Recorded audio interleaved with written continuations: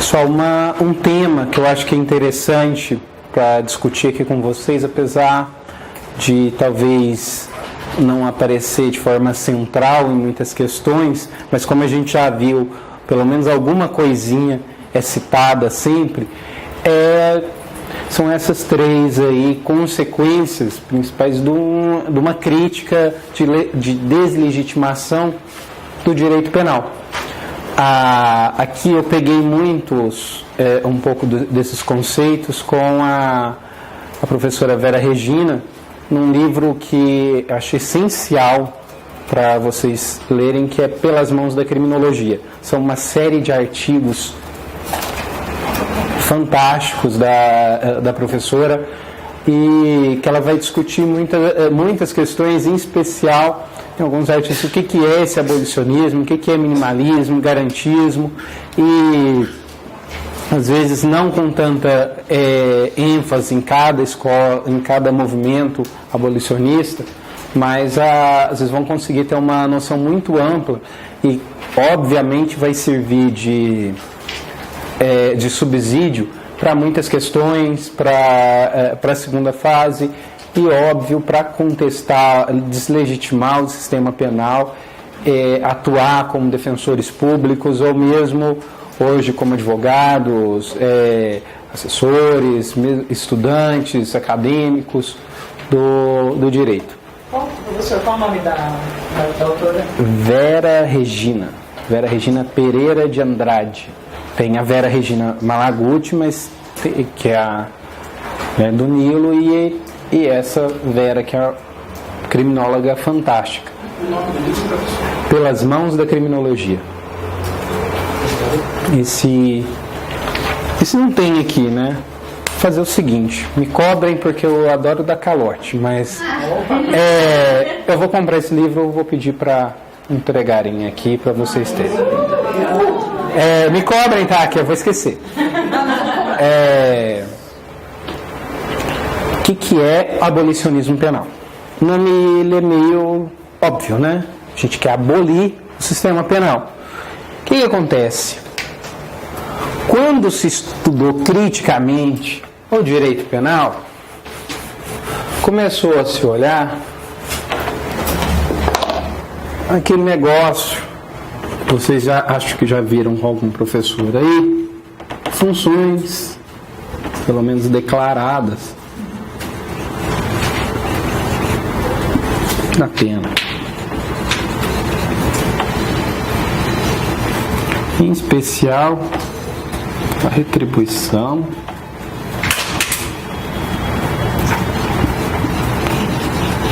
pensão,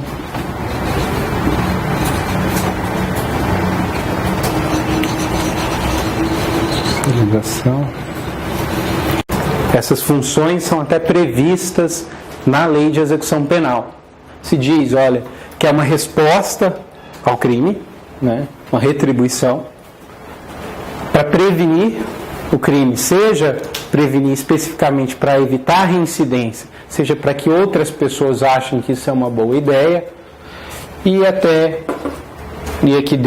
isso está dentro desse conceito de prevenção também, a ressocialização. Olha, a gente vai criar novos paradigmas para aquela pessoa, para ela viver com um trabalho honesto e aquele blá blá blá que você já conhece.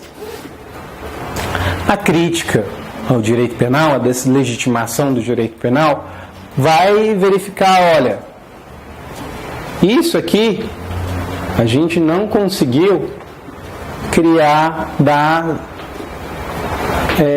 qualquer sucesso. Olha, se retribui com um mal com um mal. Olha, que sentido tem isso? A não ser expressar a vingança nossa de cada dia. Isso não faz parte do Estado democrático de direito, muitos vão dizer. Ou ainda, qual é o sentido disso? A gente punir alguém serve para quê? Alguém vai dizer, olha, mas se a gente não punisse, viveríamos numa anarquia penal. Então, cada um, o homem é lobo do próprio homem, né? Então a gente iria se destruir. Então, isso serve para prevenir novos crimes, né? Ou se não, olha, para ressocializar. Funcionou? Olha quanto tempo a gente tem o direito penal. Os crimes só aumentam, as penas também. E não tem relação, né? Você não consegue controlar isso. Mas continuam fazendo isso aqui. Aí começaram a duvidar se essa porcaria servia para alguma coisa. E muitos viraram e falavam, não serve. E você sabe o que a gente tem que fazer? Acabar com essa tranqueira. E aí surgiram principalmente os abolicionistas penais. Só que toma cuidado, não existe o abolicionismo, existem os abolicionismos. Cada um, à sua maneira, com a sua visão de mundo, foi propondo meios de se acabar com isso. A gente tem 3 principais, mas não são os únicos abolicionistas. E um deles acaba que ele dá um passo atrás depois. Ele não chega na maturidade da obra dele, mas ainda assim é bom estudá-lo como um abolicionista por tudo que ele produziu. E além desses 3, é interessante que alguém que está muito em voga, que é o Foucault, que ele, com essas micro-relações de poder, o que ele propõe é que a gente supere pelo menos essa do direito penal. A gente tem lá também o Sebastian Scherer, que é faz uma apologia ao fim do direito penal, mas esses 3 aqui classicamente são apontados como os principais teóricos do abolicionismo. Luke Hussmann, Thomas Mathiesen e Niels Christ. Já ouviram falar de algum deles? Então, pelo menos um contato inicial vocês vão ter hoje sobre eles. O Hussmann, ele tem uma perspectiva fenomenológica. Ele não tem um compromisso em mudar o sistema social inteiro, né? A preocupação dele não é essa. Ele pode até achar que o sistema social não funciona, mas não é disso que trata a obra dele. Ele percebe que o sistema penal é inútil na solução de conflitos. E uma das coisas que o faz perceber isso é a cifra negra. Que diabos é a cifra negra? A cifra negra são todos aqueles crimes que acontecem e não são reportados ou não são levados para o sistema de justiça. Seja por falta de interesse do órgão de controle social, seja por falta de interesse da própria vítima da sociedade. É algo comum aqui em São Paulo, né? Quem já foi assaltado? Né? Pegaram meu celular, levaram, aí você vai e pensa, fazer B.O.? Eu vou lá, falar aquilo tudo, não vai achar, deixa isso pra lá, né? Não, pessoa estuprada, vira, olha, contar tudo isso de novo, tá? Foi forte tudo, mas eu vou me virar de outros meios, né? Alguém começou a postar nas redes sociais que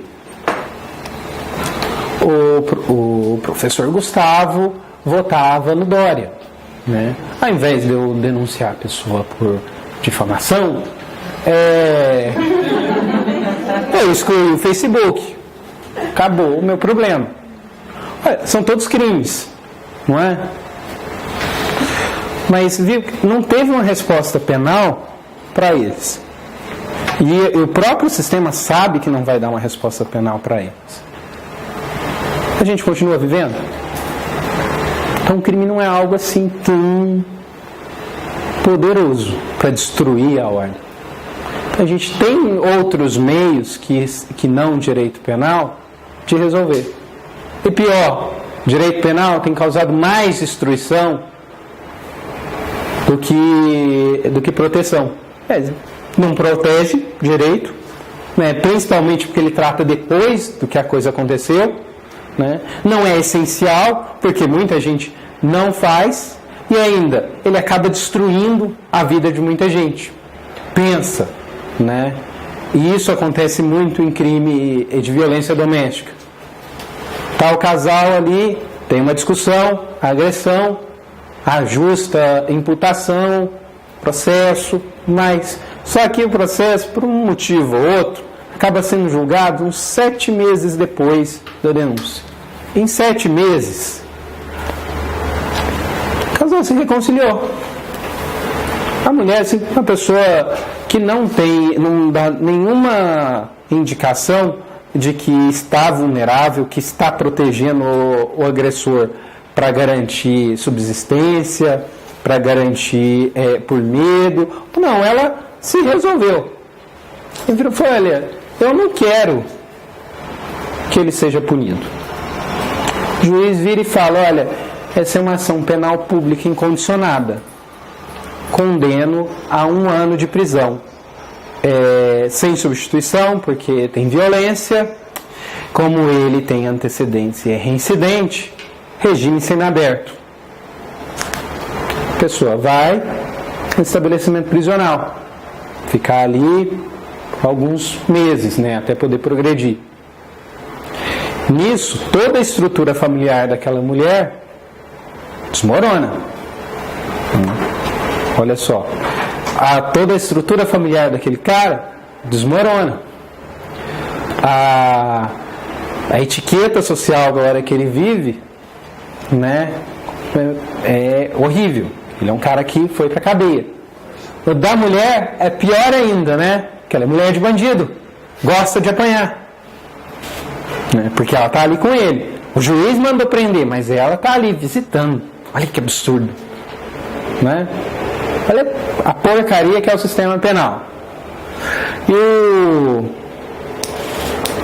o Guzman vai falar o seguinte ainda, que esse negócio de crime é um negócio muito simplista. Olha,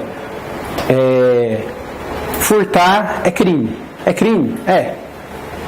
Mas tem toda uma gama de coisas ali. Pode ser um ato de rebeldia. Eu conheci um adolescente que ele furtava, ele traficava drogas, tudo. Mas nada me tira da cabeça até hoje que ele fazia isso porque a mãe dele era uma pessoa extremamente fanática, né? Me fez pagar um mico enorme numa audiência, porque eu falei para ela: olha, não precisa a senhora falar, filho da senhora dá problema, tudo, né? Dá uma suavizada. Aí virou pro juiz e falou: ele falou para eu mentir, mas eu vou contar tudo que está acontecendo. E acabou com o moleque. Resultado, né? Acabou a audiência, o menino saiu correndo, não queria ver a mãe de jeito nenhum. Aí ela foi desesperada na defensoria. Mas olha só, a gente vai tratar um furto como crime, mas não pensa nele como ato de rebeldia do adolescente, nesse caso. Ou se não, o furto é decorrência de um meio de se obter dinheiro para trocar por droga. Então, uma questão ali de saúde pública. Não, olha, é porque a pessoa não conseguia trabalho e esse era um meio de ganhar a vida. Então, furto é uma profissão.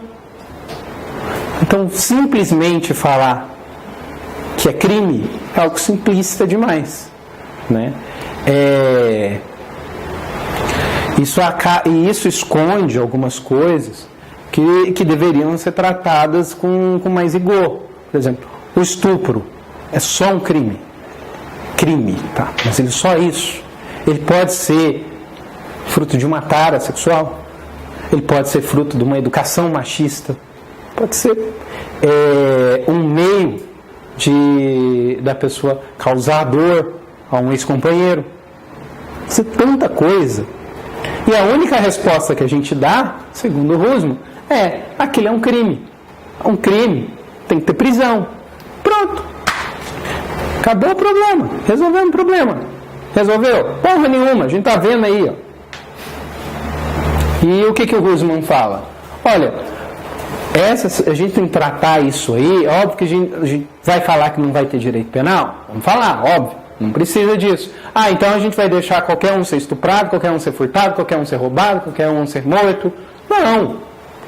Nós vamos tratar o crime com a complexidade que aquilo merece. Se a pessoa está traficando drogas porque não tem dinheiro para sustentar, se é esse só o motivo, então vamos pensar em como é que a gente vai colocar aquelas pessoas em um emprego formal e digno. Não, estão traficando ali porque tem, além da necessidade de dinheiro, porque se criou uma aura de que o traficante é alguém a ser respeitado. Então vamos trabalhar para destruir essa imagem do traficante ali naquela comunidade. Então vamos raciocinar para além da relação crime-castigo. Essa é a proposta do Husserl. O Edson Passetti, professor brasileiro, ele é um dos principais difusores do Husserl, da teoria do Husserl, aqui no Brasil. Ele tem um livrinho, chama Curso Livre de Abolicionismo Penal, que é basicamente uma série de artigos que foram umas palestras sobre abolicionismo, que é organizado pelo professor Passetti. Acho que vale a pena, se vocês tiverem oportunidade, de dar uma lida. E ele vai falar que esse modelo aqui do Husserl é um modelo educativo, terapêutico, conciliatório e compensatório. De vez em quando você não resolve no papo isso. Olha, a pessoa te furtou, né? Se ela destruiu a coisa, ela devolve, né? Você pode usar meios civis para resolver o problema. E olha só como dá, né? O que acontece com a punibilidade no crime de sonegação de imposto quando você paga o imposto? Por que isso não acontece será que isso não acontece no furto, né? Interesses envolvem. Matisse, Thomas Matisse, ele não é tão conhecido aqui no Brasil. Ele tem, acho que, porque ele não tem obras traduzidas aqui em português. Tem algumas em espanhol, tem em inglês. Se alguém se aventurar, souber norueguês, pode ler o original. Mas assim, o que se fala mesmo, principalmente o professor Zaffaroni, aquele livrinho que todo mundo já ouviu falar, Em Busca das Penas Perdidas, tem um momento que o professor Zaffaroni vai fazer um resuminho da obra dos três. Então é interessante buscar esse capítulo lá.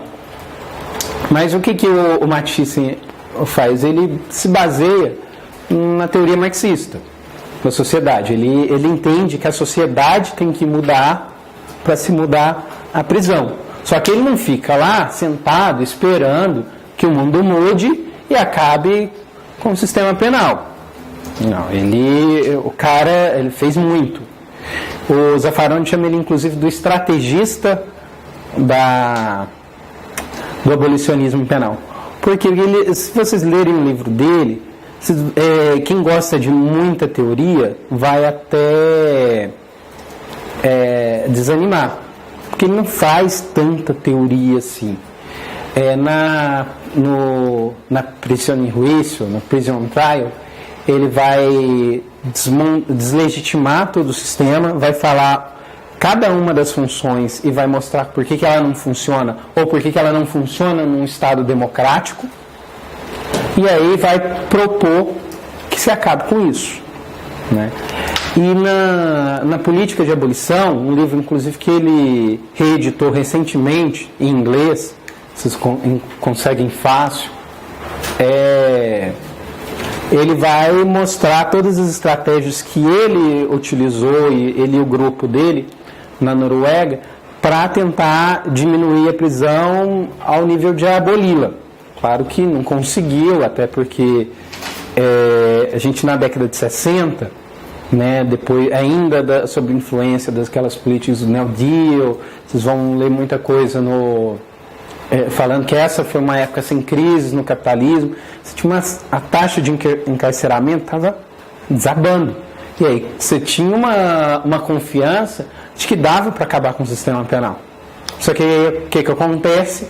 Vem o neoliberalismo, o desmonte do Estado social, e você tem que arrumar alguma coisa para controlar aquele povo. Antigamente você conseguia controlar aquele povo com política de assistência, política de saúde, promessa de pleno emprego.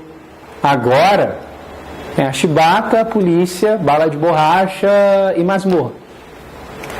E apesar disso, Matisse até escreveu um artigo, e acho que vocês encontram ele em português, salvo engano, o nome é Abolicionismo Penal no século XXI, alguma coisa assim. Joguem lá, Thomas Matisse em Abolicionismo Penal, século XXI, vai ter um artigo dele bem curtinho na internet, e vocês vão entender boa parte da teoria dele. Mas o que ele fala?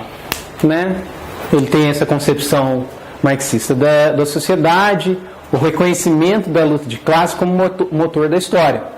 Tanto que ele vai colocar como um dos principais atores para o abolicionismo os social-democratas, né? Que era, na época, na Noruega, os grupos mais avançados da esquerda de lá. Lembrando que, assim, esse pessoal aqui tinha um pé atrás com a União Soviética, né? Eles não liam, ou pelo menos não citavam Passucanes, apesar do Passucanes falar, inclusive na abolição do sistema penal, com a abolição do sistema capitalista, mas ainda assim, o que inspira ele e todas as estratégias dele é essa visão marxista da história. Só que era um cara, ele, além da teoria, ele se dedicava muito à prática. E ele tinha um grupo lá que reunia criminólogos, assistentes sociais, psicólogos, presos, egressos do sistema prisional. Gente, uma organização que tinha entre seus membros presos. Tá? Olha o quanto isso é importante para um sistema prisional. O preso tendo direito a manifestar sobre como ele vê o sistema prisional. Isso é um exercício da democracia muito forte, chamado CROM. Inclusive, a gente tem notícias na Suécia e mesmo na Noruega de greves feitas pelos presos. Não só do trabalho, mas em alguns casos até da greve de fome. Num primeiro momento, essa greve na Suécia foi bem sucedida. Eles tentaram repetir, só que aí as forças de controle social já vieram preparadas, né? Tanto que se levava o Matisse em uma descrença de que os próprios presos poderiam resolver os problemas do sistema criminal. E ele fala uma coisa bem interessante, é uma coisa pouco discutida, né? Porque só replicam aquele pequeno parágrafo do Zaffaroni e parece que ninguém lê Matisse por aí, salvo uma dissertação de mestrado, uma tese de doutorado, por aí. Mas ele fala da teoria do inconcluso. Você não precisa apresentar uma alternativa ao sistema penal de imediato. Olha, qual que é a grande... Quando você fala assim, vamos acabar com esse negócio de prisão. Aí vem alguém louco e fala, você tá doido? E aí, o que vai colocar no lugar? Olha, a ideia é colocar alguma coisa. Só que a gente não tem condições, e Matisse vai falar, de falar que coisa é essa agora, porque a gente não está vivendo isso. Toda a nossa lógica é baseada no crime e punição. E ele cita um exemplo muito importante da Noruega, quando acabou o crime de vadiagem. Eles conseguiram fazer todo um trabalho lá para acabar com o crime de vadiagem. O que aconteceu? Né? E isso... vocês vão lembrar que em São Paulo, na história recente, teve um boom de morador de rua, né, na Noruega, que era um problema enorme. né? Além da sensação de medo que o povo tinha, ainda lá é frio pra caramba, as pessoas morriam. E aí, além de acabar com a punição daquele crime específico, o que o CROM começou a fazer? A lutar por políticas públicas que acolhessem aquelas pessoas. E aí resolveu o problema. Então, assim, só que o problema vai ser apresentado. E aí a gente vai ter que achar uma solução democrática para ele. Porque tem soluções que se apresentam ao sistema penal que não são democráticas, né? Um sistema de completo controle panóptico. Em todo momento você vai ser vigiado, né? Pode ser que isso acabe ou diminua significativamente a criminalidade. Mas olha o sacrifício, né? Às vezes até seria melhor não ter chegado a esse ponto. Então, além disso, de a gente não poder responder de imediato qual que é essa alternativa do direito penal, a gente também tem que estar sempre mantendo inconclusa a tarefa de abolir o sistema de punição, porque ele sempre vai procurar meios de se reproduzir de alguma forma, né? Vocês viram aí, né, há um tempo atrás, quando acabou, pelo menos se legitimou a proibição de se retirar as coisas ao Deus dará das pessoas que vivem em situação de rua em São Paulo. O que as subprefeituras fizeram um tempo depois? A gente não recolhe nada. Deixa a cidade feia, até mandar parar, para até eles reclamarem. Teve algumas tentativas disso, né? Aí a gente tem que tomar uma posição, porque também não daria para conviver com 4 sofás no meio da Avenida Paulista, né? Então você tem que trabalhar de alguma forma no meio da rua, gente, na calçada ainda dá. De alguma forma, daqueles sofás não estarem ali, mas as pessoas também não ficarem no relento, né? Então está sempre inconclusa a tarefa, porque vão tentar sempre voltar para a punição. Outro exemplo, da política antimanicomial. A gente tentou de todas as formas acabar com os manicômios. Eles não acabaram de tudo. Essas internações em clínicas, aí elas têm ainda um cheirinho, em alguns lugares não é só um cheirinho, não, é o fedor mesmo, de manicômio. E ele tem uma coisa que ele fala muito, olha, a mídia é muito importante para o sistema penal. Sem a mídia, o sistema penal, mass media, teria graves dificuldades de sustentar. Por quê? Porque o sistema penal não funciona. Só que alguém faz você acreditar que sim, né? E o principal meio de se fazer isso acreditar é a mídia. E o que ele propõe? Espaços públicos de discussão. Ele propõe democracia de verdade, não essa porcaria de votar aí de 2 em 2 anos.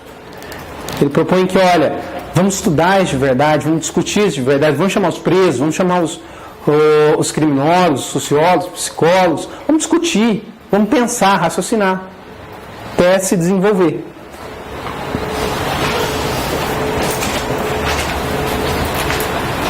E ainda tem Nils Christ.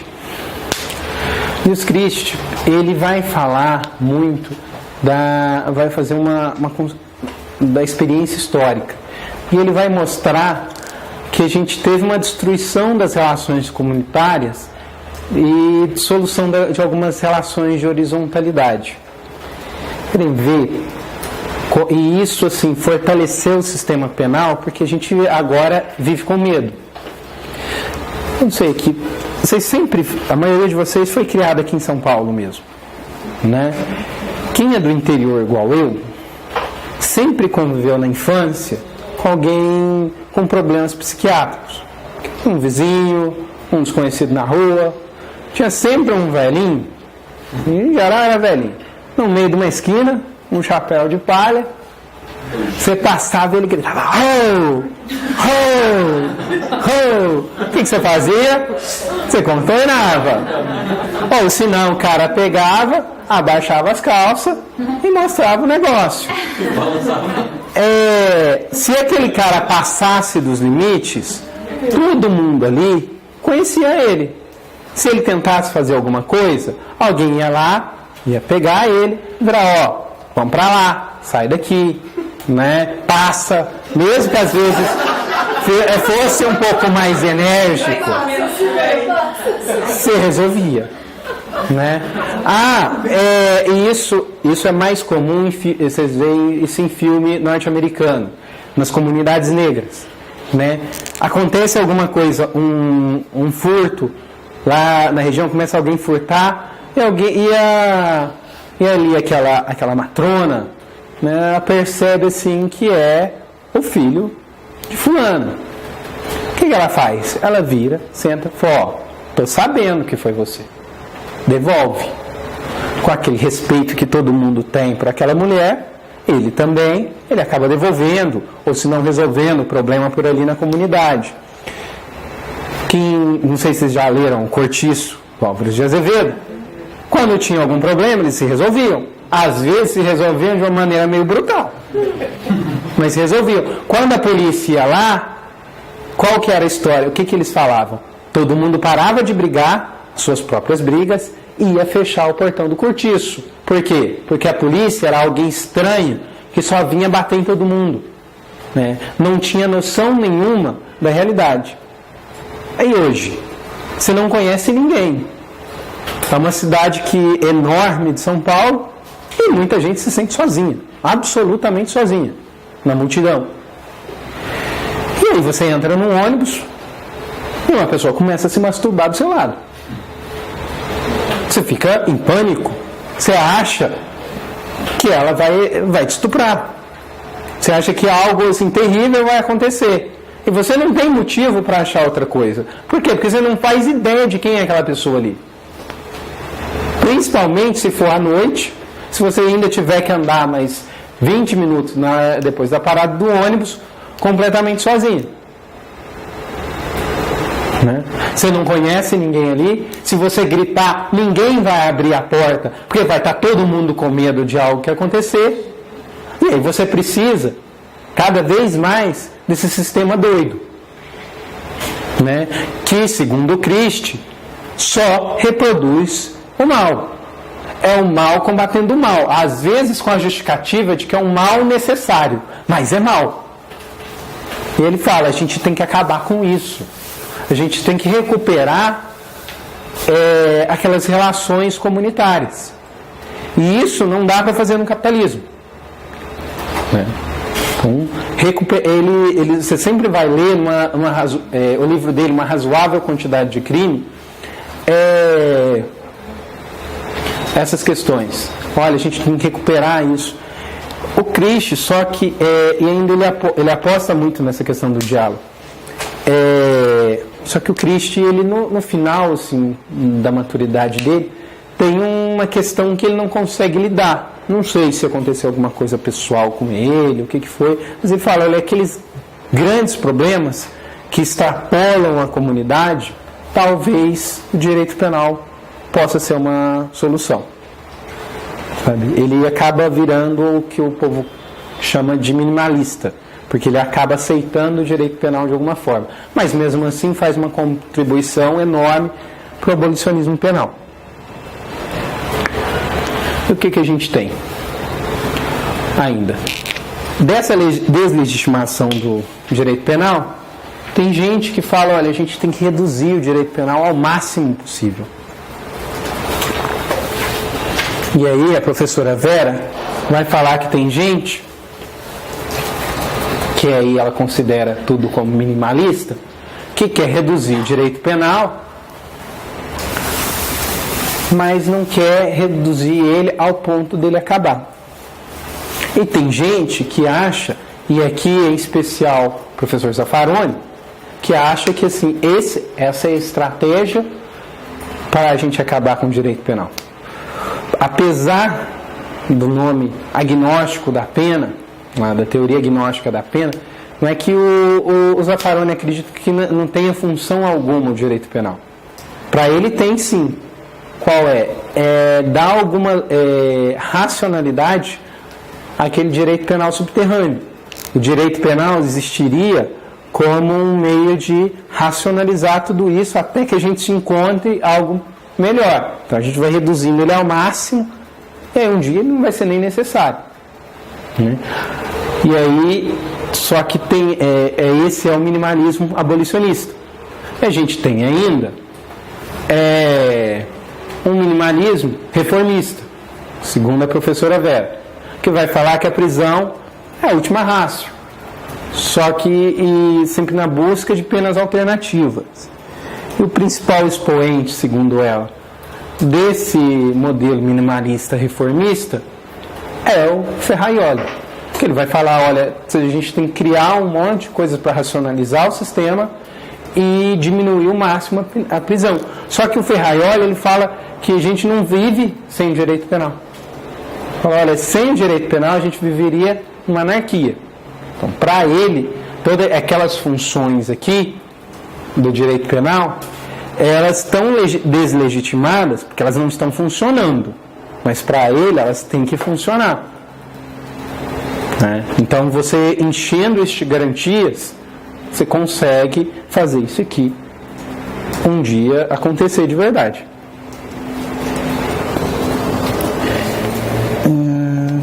O Batista, ele vai trazer essa questão da mídia no sistema penal. Olha, mídia militante e legitimadora do sistema penal. Não vou imitar de novo da Atena. Tá? O Zaffaroni vai falar nas agências de comunicação social, inserir elas no rol de agências penais. Vocês teriam aliás, vocês veem isso. A mídia, qual que é o grande barato dela? Ela precisa de algo rápido, principalmente na televisão. Né? E é algo rápido que chame interesse. Você ficar lá todo dia observando os detalhes do direito penal, cansa. Você quer uma história, como uma novela. Isso é para qualquer um. Né? Então você tem que ter ali rapidamente a história, o clímax e o desfecho. O desfecho é saber dizer que aquela pessoa é o culpado. Porque olha que sentido que tem você ficar falando, né? Que será que aconteceu? Né? Quem será? Vamos avaliar direitinho. Isso é uma coisa tão racional que, primeiro, é chato, segundo, que depende de muito tempo. Os caras não têm tempo. Eles têm que apresentar um monte de coisas. Né? E ainda, tem que vender. Então, se for algo que não vai te chamar a atenção, não vai vender, não vai ter patrocinador. Então, não adianta. E ainda, né, tem que lembrar, quem é esse patrocinador? Será que ele quer que a pessoa que está assistindo fique realmente pensando no sistema penal? Então, são várias questões que o professor Nilo Batista cita naquele texto que tem o link lá no início do slide. Isso aqui é importante. Tá. Essa relação sistema penal e neoliberalismo, eu quero que vocês procurem bastante sobre isso. Aquele livro do Aquan tem muito sobre isso. E essa questão aqui da ligação entre mídia, neoliberalismo e sistema penal. Né? O neoliberalismo ele precisa que a pessoa acredite naquilo lá. Olha, se você trabalhar muito, um dia você pode ascender socialmente, né, que as punições são necessárias, que se está tendo muito crime contra a mulher, então vamos punir mais, vamos castrar os estupradores, blá blá blá blá blá blá blá blá, blá, né? E aí você não pensa realmente nos problemas de forma complexa. Né? É muito rápido e isso serve para a mídia, porque ela precisa de informação rápida, porque ela precisa sempre de novas histórias para despertar a atenção da pessoa. Né? Você vê, quando acontece um grande crime, eles exageram nas reportagens, com uma semana você está de saco cheio. Você começa a fazer o quê? Trocar de canal. Ah, não, ele está falando de novo do caso Nardoni, vou assistir o programa sobre futebol. Então, sempre tem que renovar, né? E para ter interesse, você tem que ir criando as coisas. E ainda, para o neoliberalismo, isso é ótimo. Porque se você não pensa na razão do problema, você nunca vai ver que a culpa é deles, né? Que desmontou todo um sistema de proteção social para enfiar isso aí.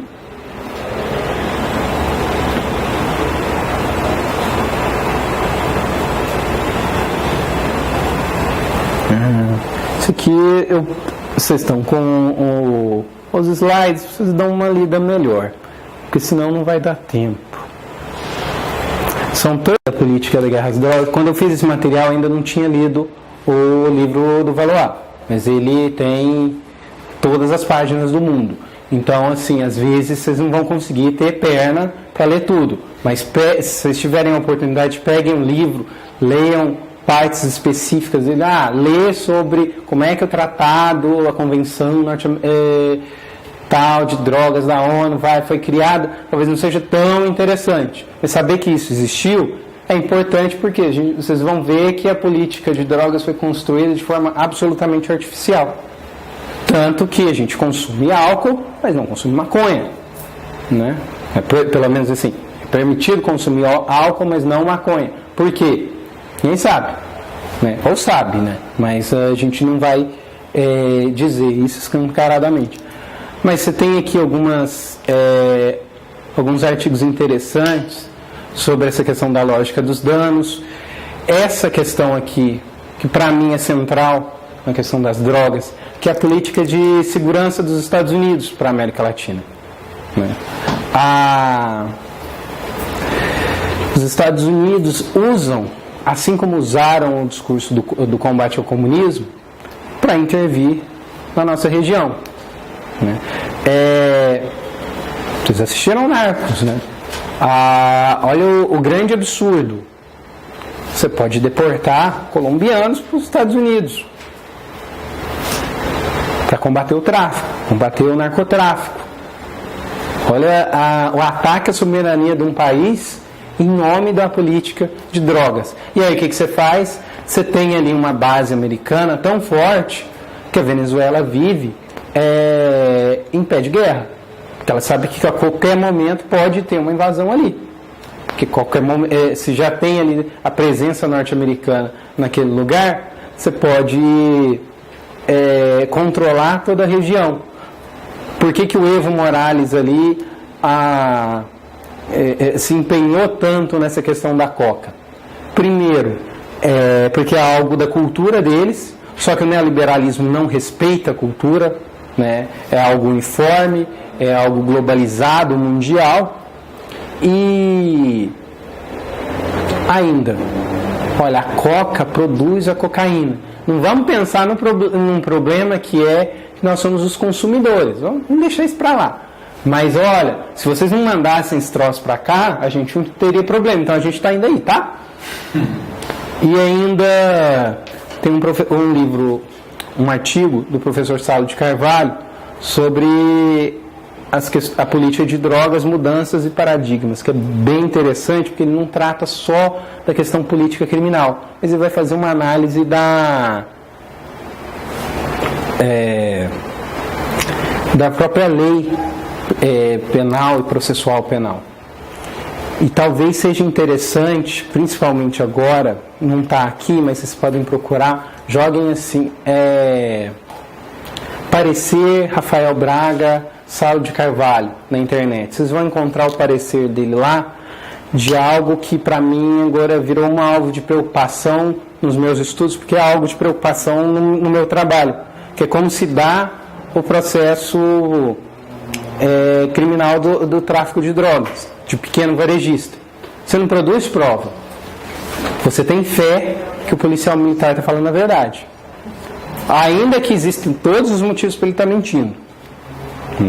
Então, e o Saulo de Carvalho nesse documento, ele vai criticar uma súmula do TJRJ que fala que se presume-se verdadeira a palavra do policial militar, né? Negócio perigoso. Sobre a questão das drogas em si. Essa noção da gente de guerra às drogas, principalmente, foi algo usado muito por Nixon, em 72. Que virou a tônica aí da abordagem internacional da atuação dos Estados Unidos. Olha, aqui o comunismo já estava dando mostras de que ia acabar, né, na União Soviética. Você tem aqui, a gente não tem aquela questão dos terroristas, né, que é muito forte no Oriente Médio. Tinha que achar um jeito, uma desculpa para atuar aqui. E uma delas, e bem eficiente, é o combate às drogas, e com um discurso extremamente moralista. Olha, drogas eu digo não, drogas estou fora, né? E você não sabe o que é aquilo, e o professor Luiz Carlos Valois vai mostrar no livro dele como é que acontecia a criminalização, a justificativa científica da criminalização. Algumas vezes tinha artigos falando que não tinha grandes efeitos na vida da pessoa, na saúde da pessoa. Aí vem a discussão na ONU sobre a criminalização, puxada por interesses políticos. E aí, baseada naquela discussão, você tem artigos falando que as drogas precisam ser criminalizadas. Baseado nesses artigos, você fundamentava as convenções internacionais. Ou seja, não tinha nada fundamentando. E aí, com um discurso bem fácil, olha, que as drogas podem destruir todos, independente de classe social. Por quê? Porque a vida do cidadão de classe média também, principalmente nessa época em que começa o desmonte do Estado Social e o florescimento do neoliberalismo, era loucura, né? O sonho americano acabou. E aí, qual que é o trabalho? O que a pessoa pode fazer? Fugir da realidade. Né? Ou se não, em alguns casos, era um imigrante que estava ali roubando seu emprego, e o que ele, imigrante, gostava de fazer? Fumar um. Né? E aí você associa a maconha àquele imigrante, àquele ladrão de emprego, àquela pessoa perigosa que precisa ser combatida. E aí você começa num ciclo que não acabou até hoje, ciclo bem sangrento.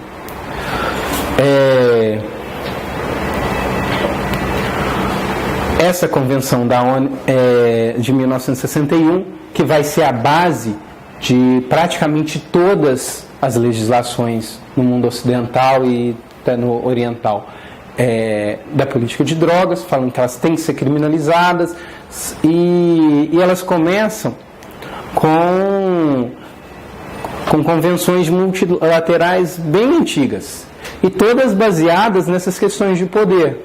Por exemplo, a guerra do ópio, né, da Inglaterra na China. Você tem, num primeiro momento, a Inglaterra querendo vender ópio lá.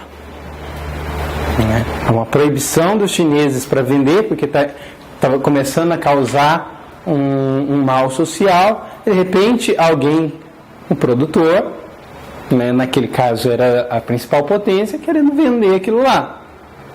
Em um determinado momento, a presença da Inglaterra ali naquela região começa a se tornar incômoda para outra potência, que é os Estados Unidos, que quer aumentar seu poder lá. E o que ele faz? Começa a proibir e tentar proibir o ópio por ali. Então sempre as drogas assim a nível internacional sempre tiveram ligadas com questões de poder, né? Como intervir naqueles países de maneira eficiente.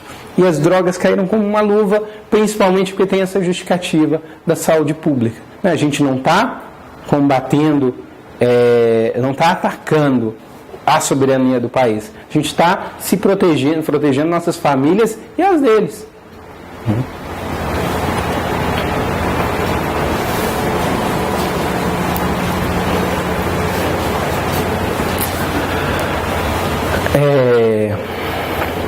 Uma questão interessante aí essa identificação, né, dos países produtores e dos países consumidores. E os Estados Unidos, óbvio, são consumidores, então o problema estava nos produtores, porque qual o sentido político em atacar a si mesmo?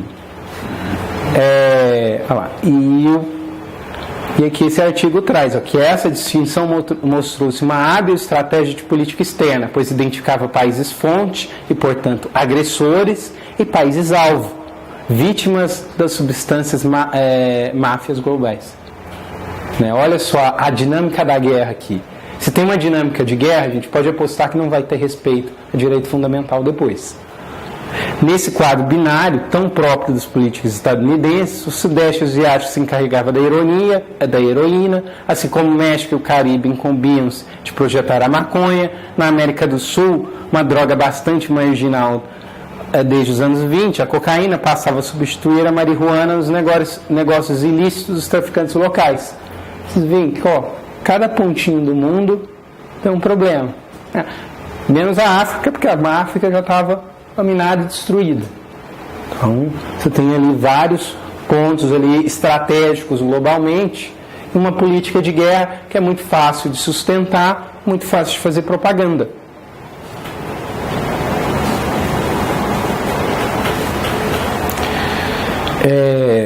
E aqui ele vai trazer aquela questão que eu falei para vocês do trabalho, tudo. Além disso, você consegue trabalhar com o estigma. O estigma é algo muito forte na questão da guerra às drogas, né? E aí, se você tem um boom de desemprego em uma determinada região, você vai atacar uma política econômica do seu próprio governo? Não, está dando certo para alguém, né? Os caras que financiam o meu governo. A gente tem que achar um inimigo, né? O maconheiro. Você coloca ele, ele está ali, né? Aquele cara ali está roubando seu emprego e ainda rouba seu emprego e mata sua família, destrói sua família, né? Com esse negócio de maconha. Que aí está todo mundo desempregado, todo mundo doido, usando aquilo lá. O problema não é que a gente não tem emprego. Deve ter emprego por aí, mas ninguém consegue trabalhar porque está todo mundo chapado, não é? E a culpa é daquele pessoal ali, porque aquele pessoal ali ganha dinheiro. O traficante é rico, tem moto, isso, aquilo, aquele outro, e o seu filho está lá, né? Escravizado pelas drogas.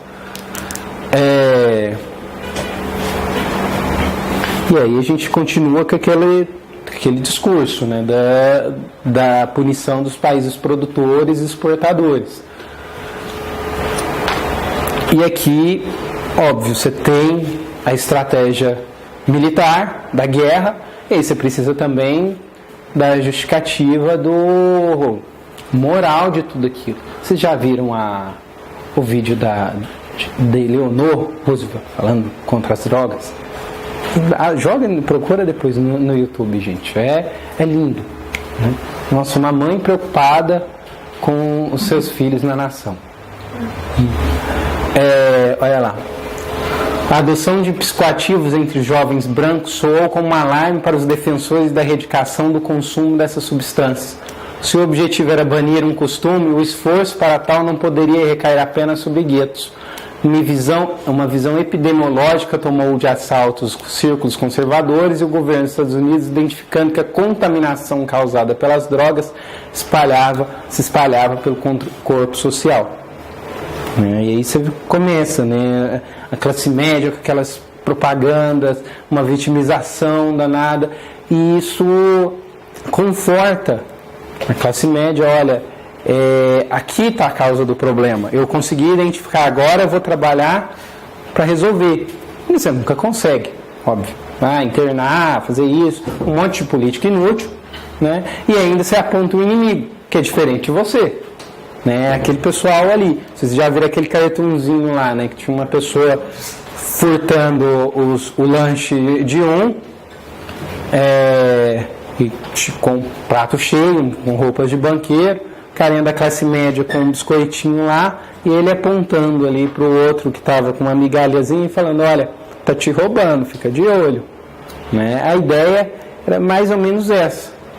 E ainda, assim como a mídia, esse grupo que esses grupos, principalmente religiosos, têm um interesse na propagação desse discurso moralista, porque isso dá poder para eles. Olha, se você vai na igreja, você vai se formar enquanto um cidadão de bem, que não usa droga, livre de todas as drogas, então vai ter mais fiéis. Tendo mais fiéis, os caras conseguem ter mais dízimo, mais controle político, conseguem ditar políticas públicas, né? Então esses grupos querem isso também, né? Assim como a mídia tem interesse naquelas histórias sangrentas, esses grupos têm interesse, inclusive, a gente vê isso com comunidades terapêuticas, interesses econômicos nisso. Dessa forma, as organizações narcotraficantes cabia desarticulação aos traficantes e aos usuários, restava a punição. A postura de tolerância zero, norteadora das políticas de segurança pública contemporâneas dos Estados Unidos, tomaram seus primeiros contornos no tratamento dispensado aos negociadores e aos consumidores de substâncias ilícitas. Né? Você começa ainda, você tem uma outra coisa no direito penal da guerra às drogas. Aquela noção das janelas quebradas, né? Olha, se a gente não combater o pequeno, logo vira uma anarquia. E aí você começa a aprender, e aprender, e aprender. E para aprender desse tanto de gente, o que você precisa? De polícia. E vai enfiando polícia, mais polícia, mais polícia, mais polícia. Você vai, daqui a pouco, a sociedade inteira está militarizada. Tanto que a gente teve agora algumas convulsões sociais, questionando um monte de coisa, e assim, num primeiro momento até pegou o Estado de calça curta, lá nas manifestações de junho de 2013, por exemplo. O que aconteceu nas manifestações da Copa? Uma repressão brutal. Por quê? Porque o Estado já estava pronto para aquilo ali. Imagina se em um ano tivesse que formar todo um aparato de repressão, depois da convulsão social que foi 2013. Mas você não precisa. Né? Você já tem motivo para enfiar polícia lá na favela, lá no gueto, lá nos predinhos. Então você enfia polícia em tudo quanto é lugar. E qualquer movimento contrário, aí você pode fazer valer para aquele corpo ali militar, para reprimir. Que não acaba mais, né? Para repressão a gente sempre tem dinheiro, dinheiro, dinheiro, e isso favorece outro grupo social importante, né? Que é grupos políticos que se beneficiam da corrupção, que é muito fácil se conseguir, já que todo mundo está olhando. E é uma coisa assim, você está sempre combatendo, você apreende 1 tonelada de cocaína. Semana que vem, continua tendo mais 1 tonelada de cocaína, mas você consegue provar que algo está sendo feito. Se sumir algum dinheiro ali, ninguém vai conseguir perceber, porque não tem como ficar quantificando aquilo lá. E outra, principalmente nos Estados Unidos, você começa a ter a privatização dos presídios, né? Que já tem que enfiar a gente lá, então você tem que ter uma forma de transformar aquilo em algo sustentável economicamente. E não dá para fazer isso com dinheiro público. Vamos privatizar. E aí o que a empresa privada quer? Cada vez mais gente presa. Então vai apostar nessa política de criminalização das drogas. É algo assim... Na verdade, é algo genial. Não vai falar que uma opção de dominação com base nas drogas não é algo genial. Você não tem dificuldade em processar ninguém.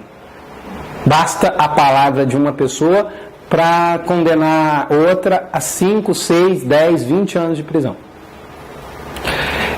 Você consegue enfiar o tanto que você precisa e consegue pagar de polícia na rua. Você consegue dominar países inteiros, fazer com que eles aceitem até abrir mão de parte da sua soberania para combater esse mal. Né? Você mantém as atenções todas voltadas aos problemas sociais no uso abusivo de drogas. e de uma maneira completamente cínica, né? Porque a gente sabe muito bem os males que o álcool faz. E ele, porque tem um grupo de empresas que se beneficia desse consumo exagerado de álcool, é completamente liberado. O uso de remédios, de alguns remédios aí completamente liberado. O uso de cigarro, né? O açúcar. Açúcar é droga, gente. Das melhores, mas é droga.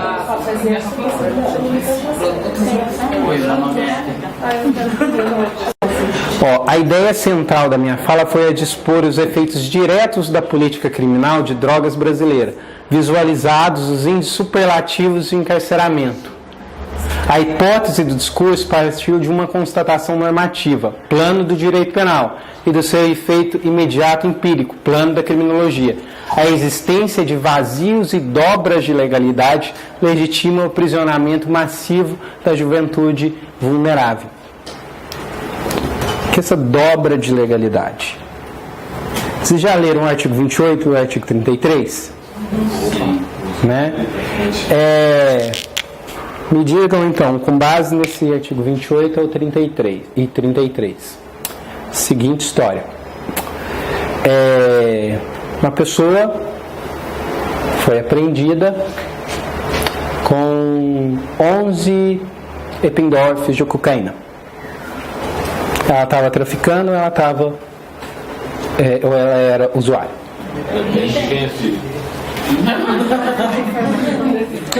Eu tive um caso que o cara virou e falou assim: doutor, eu estava usando só. E eu olhei o laudo toxicológico e realmente tinha muita pouca droga ali para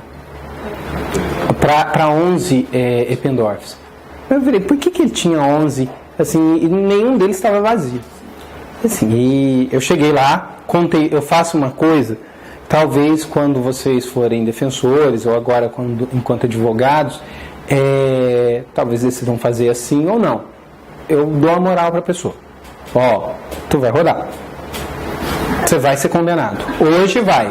Principalmente lá onde eu trabalho.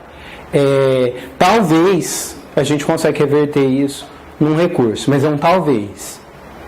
E aí esse cara estava muito possesso comigo, né? Ele virou, você não vai me defender, então nem vai lá dentro. Aí foi 2 horas, deu brigando com ele, a juíza me buzinando lá para eu entrar na sala de audiência, mas eu gritava com ele, eu achei até que o segurança ia entrar lá dentro. E a gente discutia lá e finalmente ele decidiu que eu podia defender. Aí eu falei, tá, e me explica aí esse negócio dos 11 pinos. Se eu estava cheirando, por que tinha 11 pinos cheios lá? Ele falou, não, doutor, é o seguinte, todo mundo tem sua onda. A onda de uns é ficar olhando pro nada. A minha é o seguinte, eu pegava os 11, eu comprava um monte de uma vez. Aí eu abria, cheirava um, cheirava outro, ia gerando aos pouquinhos, ia fechando. Aí eu olhava assim, meia hora depois, e falei, nossa, tem 11 pinos de droga ainda. Eu olhei aqui e falei, cara, isso é genial. Assim, é tosco, mas é genial. Porque esse discurso é muito bom. Porque ele bate exatamente com o que eu estou vendo de elemento material. Né? A juíza, óbvio, condenou. Né? Por quê? Porque ele tinha antecedentes. Porque ele estava num local conhecido como tráfico de drogas. É porque alguém disse que ele sempre estava por ali. Agora assim, né, ele estava sempre por ali. Agora ninguém falava que ele estava sempre por ali vendendo, né? Ou pode ser que ele vendeu alguma vez, mas aquele dia pelo menos aparentava que ele estava usando. E assim, a minha divergência com ele já era antiga, porque eu fiz a custódia dele. E falei também, eu caí na bobeira também de falar para ele que ele ia ficar preso até o dia do julgamento. Ficou possesso comigo que falou que ele era usuário. E de fato, né, ele era usuário. Só que a dobra da legalidade não permite a gente dizer, só de olhar, se ele é usuário ou traficante. O princípio da legalidade aqui, que deveria proteger a pessoa, não ajuda em absolutamente nada. É um vazio legislativo nessa dobra que o professor Saulo de Carvalho demonstra. E aí o que acontece? Quem decide? o juiz, com base no que? No que ele quiser. No que ele quiser. Né? Porque tem aquela história de que as decisões devem ser motivadas. Tá, elas são motivadas, mas alguém diz como ele tem que ser motivado? Não, ele só diz que tem que ser motivada.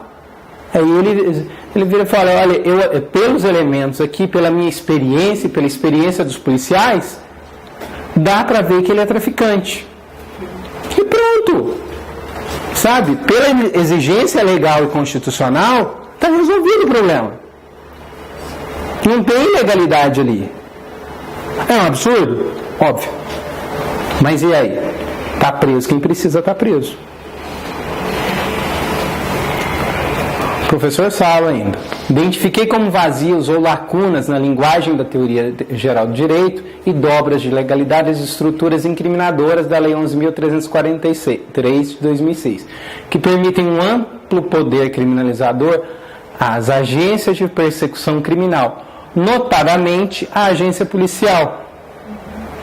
Olha, é aquilo que a gente sempre repete. Quem decide se a pessoa é traficante ou usuário não é o juiz. Em geral, não é o juiz. É o policial. Tanto que uma vez eu vi um promotor virando para mim reclamar. Olha, mas vocês falam isso aí, mas vocês não trabalham lá no JEC, onde tem um monte de gente que é traficante, mas é colocado como usuário. Né? Aí, se você olhar, aí você olha para a cara dele e diz, tá, e aí? Né? Não faz um trabalho mínimo de investigação, porque se aposta na política de prender o pequeno varejista, porque é aquela pessoa que eles querem presa, eles não querem prender donos de helicóptero. Jamais. Então, assim, tudo isso, você dá um poder extremo ao policial militar. Eu acho que poderia pagar o auxílio moradia para eles também, né? Estruturas normativas abertas, contraditórias ou complexas que criam zonas dúbias que são instantaneamente ocupadas pela lógica punitivista encarceradora. Né? Se a gente tivesse um judiciário extremamente liberal, essa lei não seria um problema tão grande. Porque se a gente tivesse gente que julgasse e dissesse, olha, na dúvida para o réu, a gente ia ter muito mais absolvição do que a gente tem hoje.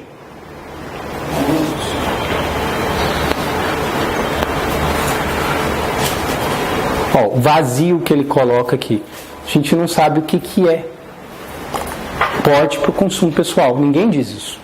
Ele coloca, para determinar se a droga destina-se ao consumo pessoal, o juiz atenderá a natureza e a quantidade da substância, ao local e as condições em que ela se desenvolveu.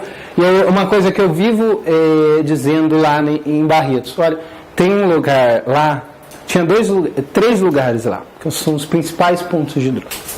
Um é uma região que a gente chama de Predinhos, a outra é a rua Maria Cecília Piani, e uma que essa acho que fechou ou perdeu o interesse, que era um tal de Bairro do Jucão. Tinha dia que eu olhava e até perguntava para o juiz, você fez de sacanagem, né? Aí ele olhava para mim e falou, o quê? Aí eu falei, não, ele não sabe, então foi sem querer. Porque ele fazia 3 processos seguidos com a apreensão no mesmo lugar. Na Maria Cecília Piano a gente fala que tinha uma lojinha. Né? E isso aqui é condição para decidir se ele é usuário ou traficante. Mas onde tem num supermercado tem gente que vende, tem gente que compra, né? Tráfico de drogas é comércio. Se vocês lerem os atos do comércio lá daquele código comercial de antigamente, você vai ver ali o artigo 28, o artigo 33. Tem depósito, vender, distribuir, tudo isso é ato de comércio. O tráfico de drogas é só criminalização de determinados atos de comércio. Só isso. A gente não quer vender aquilo, é o que a lei diz. Né? Só que aí você vai colocar como meio para discutir se é uso ou venda, a mesma coisa. Porque onde alguém compra, alguém vende.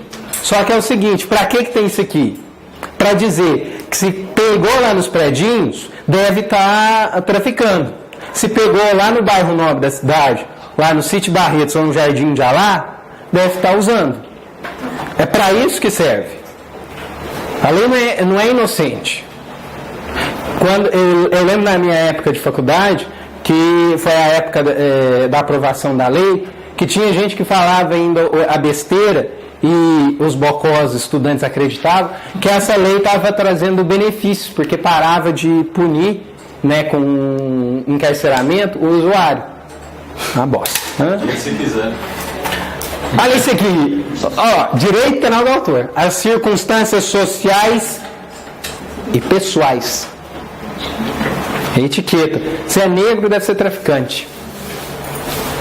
Bem como a conduta e aos antecedentes do agente. Os efeitos imediatos da política proibicionista. Encarceramento em massa. Né? No final dos slides tem uma referência ao Infopen de 2014, que acho que é interessante vocês lerem, e tem alguns trechos de uma notícia do Justificando, citando alguns dados do Infopen mais atual. Certo? Eu não sei se eles colocaram bonitinho num arquivo lá no Ministério da Justiça. Vale a pena procurar depois. Tudo isso aqui é dados da política de encarceramento. Deixa eu ver, que horas são? 10h40, gente. Eu recomendo para vocês verem alguns vídeos, em especial lá na EBC, sobre isso. Tem inclusive um com uma pessoa que foi examinadora há um bom tempo atrás de direitos humanos da Defensoria, que é o professor Carlos Veis. É interessante ouvir principalmente o que ele fala sobre o assunto. Sim, desculpa não falar tudo isso aqui, mas acho que eu tentei pegar o que eu julgava mais importante. Me desculpa qualquer brincadeira desnecessária, às vezes não ter aprofundado em algum tema que vocês achavam importante. Eu não sei se eu vou ter tempo algum dia de voltar aqui, mas eu já quero deixar de antemão agradecer a paciência de vocês e desejar muita sorte. Gente, a Defensoria Pública precisa de gente engajada, gente que quer sim ouvir o que a população precisa, gente para atacar essa porcaria do sistema penal e ser diferente. Sabe? É muito fácil, muito encantador o discurso de que a gente precisa se equiparar ao Ministério Público e ao Judiciário. A gente precisa realmente se equiparar àqueles dois. Por quê? Porque a defesa precisa ter proteger o assistido da melhor maneira possível. E a gente só consegue isso com o respeito das outras instituições de justiça. Para isso precisa de salário bom, para isso precisa de estrutura, para isso precisa de boa visibilidade na mídia. Só que essas coisas têm que ser meio, não fim. Se o defensor público passar a querer, o magistrado ganha auxílio moradia, então eu quero ganhar também. O magistrado ganha mais que o teto, então eu quero ganhar também. Ganha uma indenização assim, então eu quero ganhar também. Porra, não sejam esses caras. Tá? Sejam defensores. Olha, às vezes vai ser bem frustrante. Não dá para mudar o mundo sendo defensor público. Isso é tarefa de uma organização revolucionária, de fora dali. Mas talvez, assim, na concepção de vocês, talvez nem precise mudar, talvez precise reformar, um melhor aqui, outro ali. Mas, assim, Defensoria Pública e, em especial, a população que depende da Defensoria Pública precisa de gente para defensorar de verdade, com coração. Não vai ser fácil, eles vão em 6 meses chorar e falar, eu quero sair, sabe? Dá vontade, tá? Principalmente quando você vira e um juiz xinga uma testemunha, grita com seu réu, fala que ele está mentindo, né? Ou às vezes ignora todas as suas teses, fala que teve um que colocou assim que eu não fiz nem necas nem nefas, né? E estressa. Às vezes o assistido é um filho da puta e quer um monte de coisa impossível, e você às vezes aposta em alguém, de repente ela te decepciona, e tem horas que você só quer deitar na cama e chorar, tá? Mas ainda assim vale a pena, porque você está lutando por algo que é muito bonito e que é muito essencial, que é a democracia. Não isso que a gente tem hoje. A gente tem um arremedo de democracia, alguns lampejos de liberdade no país. Mas um dia, eu acho que a Defensoria tem essa possibilidade, dentro do sistema de justiça, essa contradição muito grande de estar ali entre os poderosos, mas ter que trabalhar com a parcela mais ferrada da sociedade, pode fazer a diferença. Tá? Muito obrigado.